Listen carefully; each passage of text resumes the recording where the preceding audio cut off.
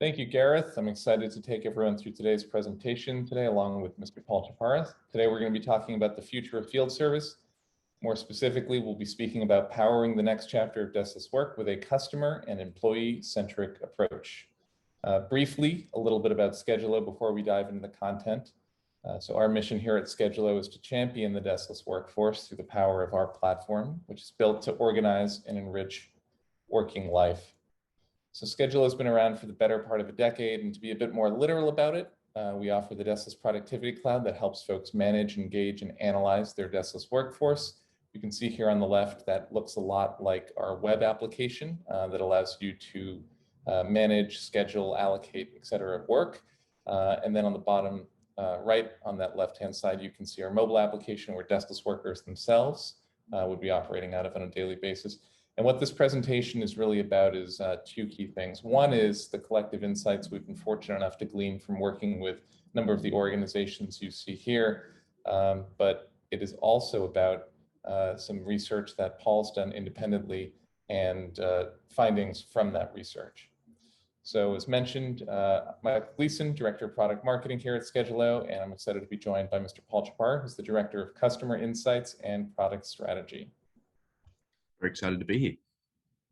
We're going to be covering three key topics today. The first is why deskless work is critical. The second will be around that deskless worker research and some of the strategic insights we've gleaned from that research. And then we'll make sure to deliver some key findings and observations at the end, as well as a bit of a conversation around wrap up and how we can make this actionable. So first place to start is why deskless work is key. And as good a place as any to kick that conversation off is simply defining deskless workers. So here at Schedulo, we define a deskless worker as anyone who doesn't sit behind a desk to perform the majority or even all of their work. And we should be familiar with these folks. And in fact, in 2020, the world depended on deskless workers more than ever before, as we all know.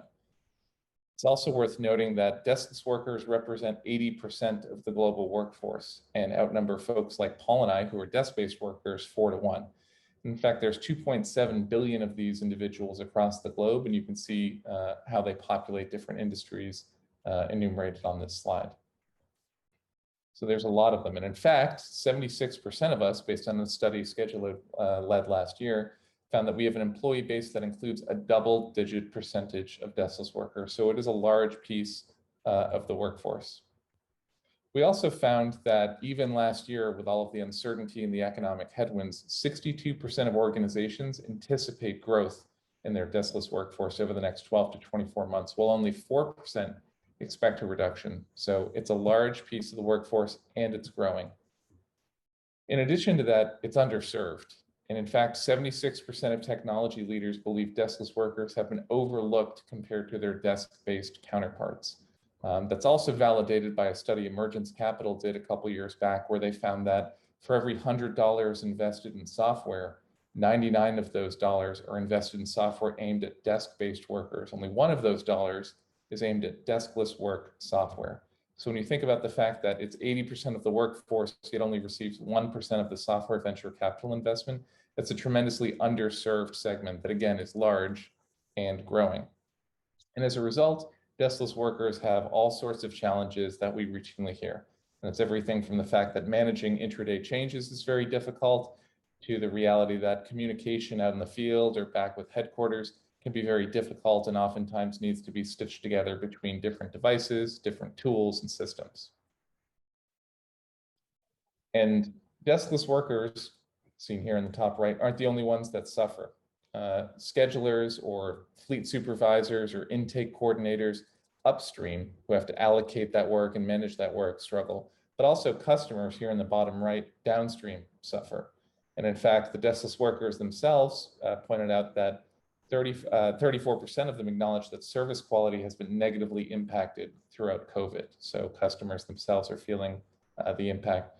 And then, of course, downstream further of that are the executives or leaders in these organizations, where 72% of them believe their worker productivity is hindered by their existing technology. So that sets the stage for some of the research that we've done here at Schedulo. And we can start with some of the key findings and observations. So the question we really asked ourselves are, what are the real needs of the modern deskless worker?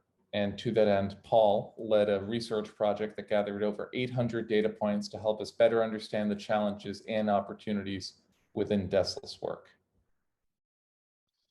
There's also the question of why this research, and it's worth pointing out that we deliberately sought an objective perspective here from deskless workers and went in without a predetermined narrative in mind. And this wasn't kind of thinly veiled vendor self-promotion or validation of a pre-existing hypothesis.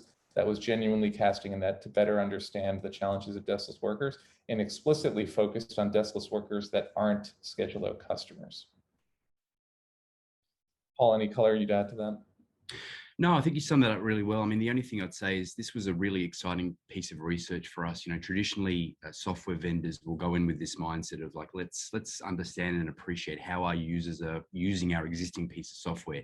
And we took a bit of a different approach, as kind of Michael said, in that we went in with more a generative approach. Like, we don't know what we don't know. So let's really learn about this user group or these deskless workers and truly understand sort of their needs and taking a bit of a vendor or technology agnostic approach to that as well. Absolutely. Okay, so we'll start by sharing some of the strategic insights we've acquired. So I think it starts with three of the key themes that emerged from the analysis. And at this point, I'd like to hand it over to Paul to add color around those themes. Yeah, thanks, Michael. So, you know, as Michael alluded to, there was a lot of data points that came out of this research.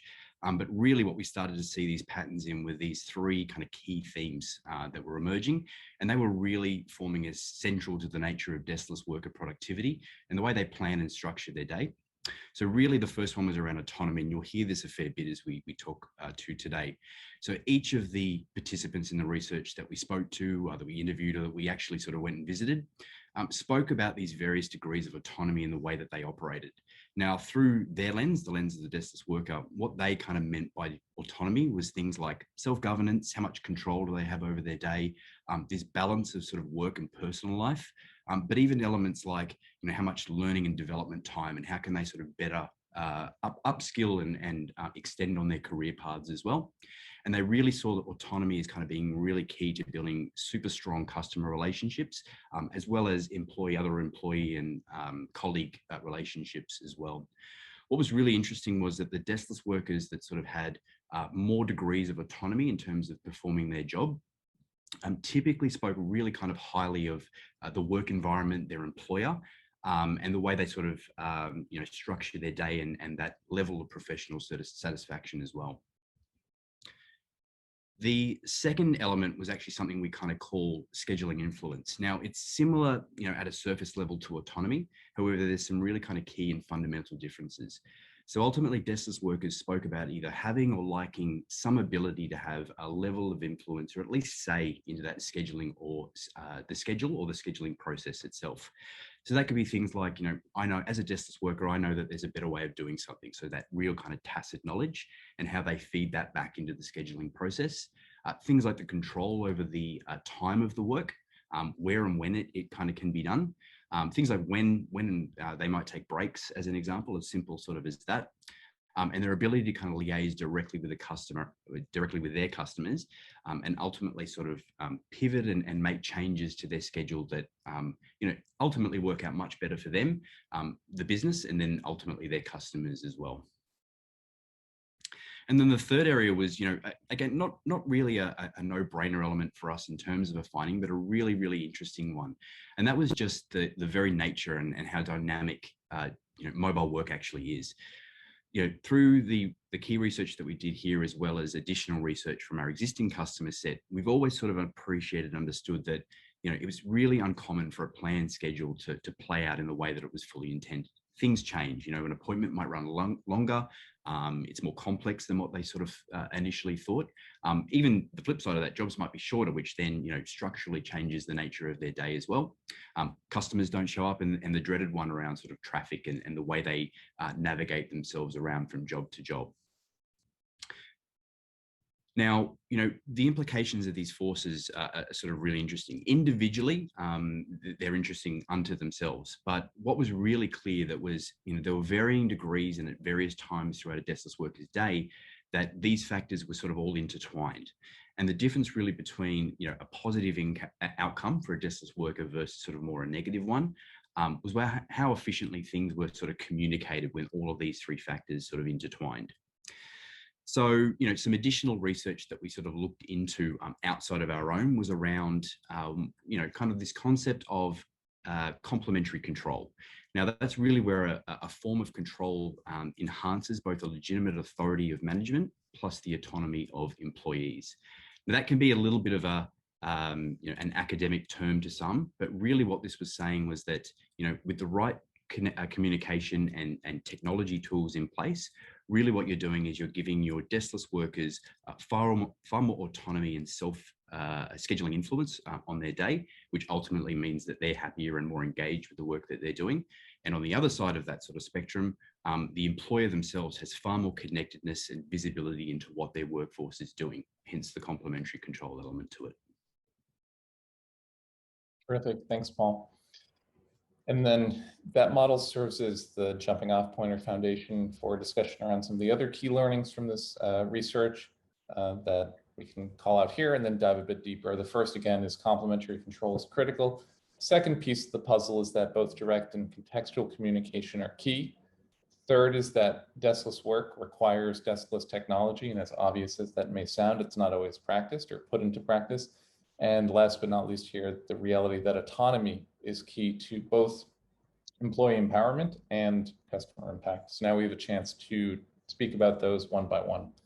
And the first here is this again, this idea of complementary control being critical. So we've established that those forces of deskless work, autonomy, scheduling influence, and the dynamic nature of mobile work combine and highlight the need for complementary control to help facilitate deskless productivity.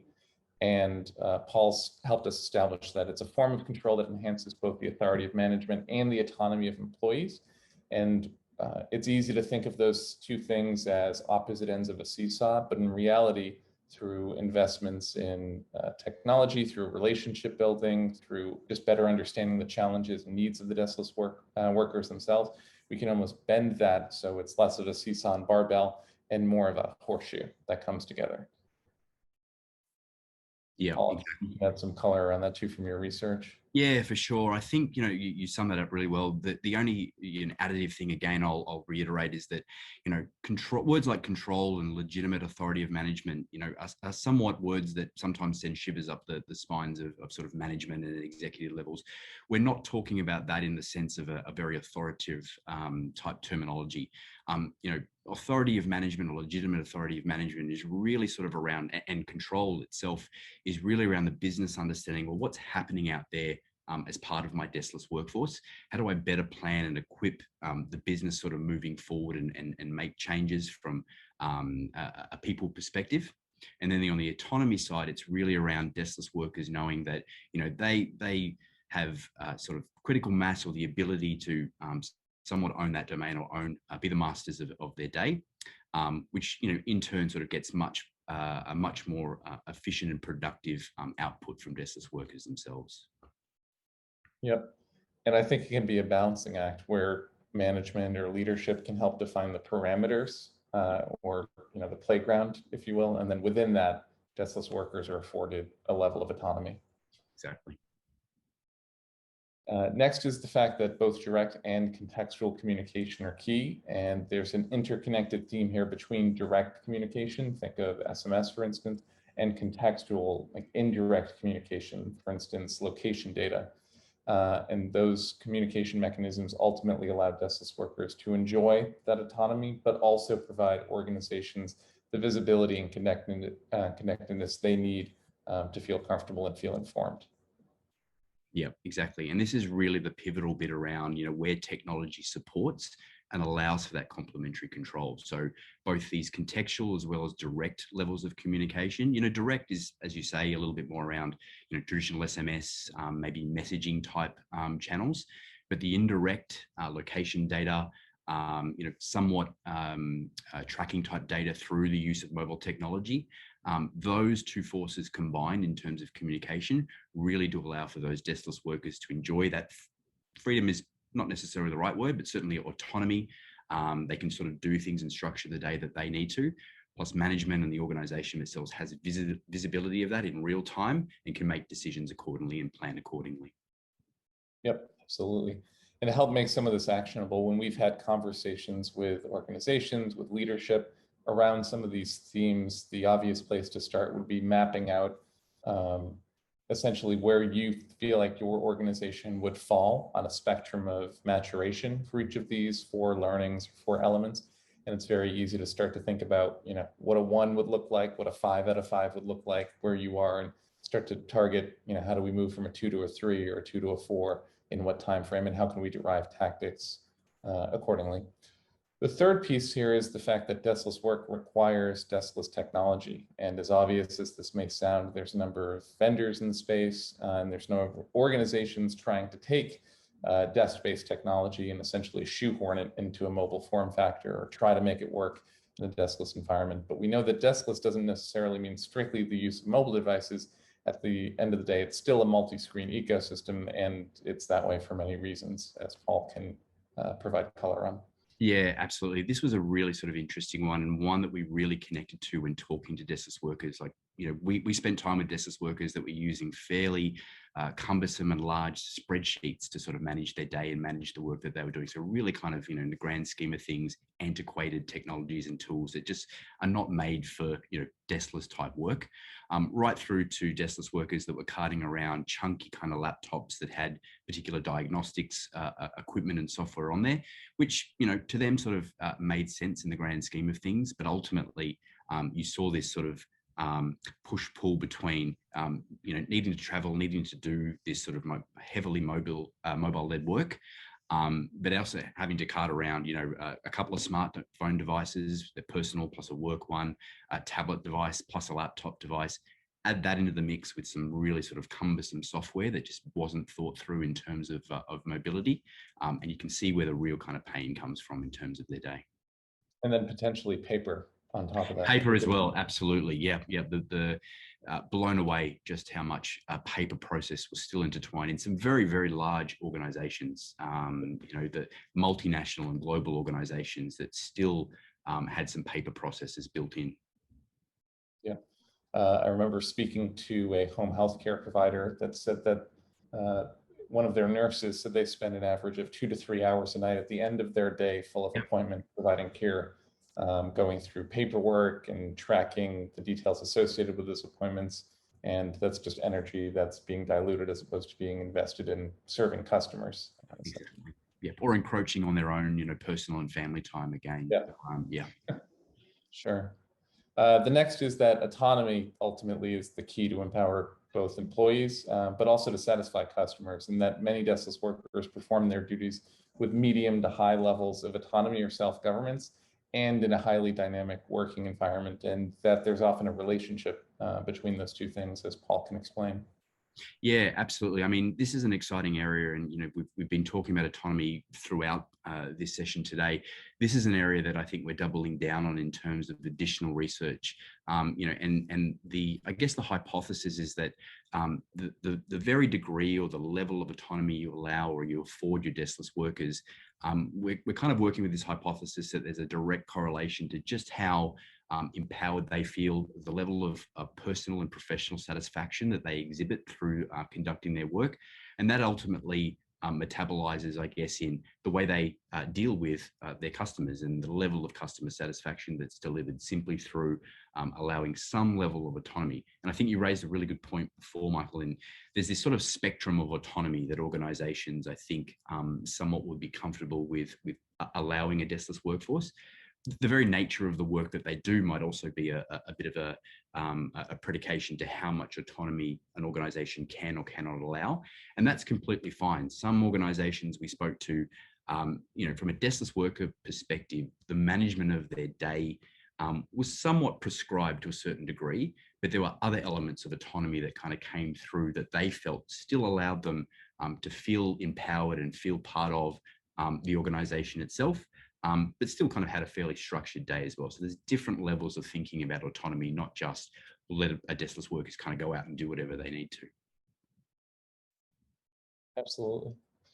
Okay, so to wrap this up, a little bit of the finally so what. So a few observations. The first is that we need to think of deskless workers much in the same way we think of desk-based workers. As simple as that may sound, it certainly doesn't always happen. And after all, the motivation for deskless and desk-based workers is the same. It's to make an impact at their organization, to earn recognition within that organization, and to experience a high level of job satisfaction. You'll have to forgive my US way of spelling organization there. So that means we must invest in deskless workers accordingly for their benefit, for our organization's benefit, and ultimately for customers' benefit. And then the question is, how do we actually make some of these insights actionable? And as mentioned, a good first step would be to map your organization on the spectrum of maturity for some of the key factors we discussed, and then start thinking about how we could regularly survey deskless workers themselves to gather their perspective, and then benchmark and resurvey. So how supported do you feel by your existing technology? How frustrated or enabled do you feel from that technology? What degree of autonomy do you feel like you have over your work? How critical is that to you? And it doesn't have to be particularly highfalutin. I think this can be qualitative conversations and a little bit of quantitative research with some Google Forms. And that way you can start to get an objective snapshot of where your organization is, watch how that trends over time, and then derive tactics to make investments and changes accordingly. Yeah, exactly. And I think, again, I'll lean back to the original thinking when we went into conducting this kind of research. We weren't going in looking to validate any sort of thinking or hypothesis themselves, but a lot of the thinking that both, even we and other software vendors have done when it's come to deskless workers is somewhat bucket them a little bit separately to their desk-bound workforce or to a desk-bound workforce, and thinking about the motivations that drive them in a different lens to what would drive a desk-bound worker. And really that's ultimately just sort of not the case. Yep, there are of course nuances and very specifics that dictate the way deskless work is conducted. But at a very sort of an emotional level and motivation level, the two are very, very similar, desk-based work versus deskless type work as well. So thinking about the tools and technology to support deskless workers in a very similar fashion and afford them that autonomy and kind of level of scheduling influence as well, ultimately leads to the exact same drivers as a desk-bound workforce, which is those job satisfaction factors, lower attrition rates, that type of thing. Yep, that's absolutely true. And the good news is this is an area that Schedule is continuing to research and invest in. Most notably, we're currently running some quantitative surveys and data research projects to complement some of the qualitative interviews that Paul's done. And that will be coming out next month. So be sure to keep an eye on Schedule for more on that.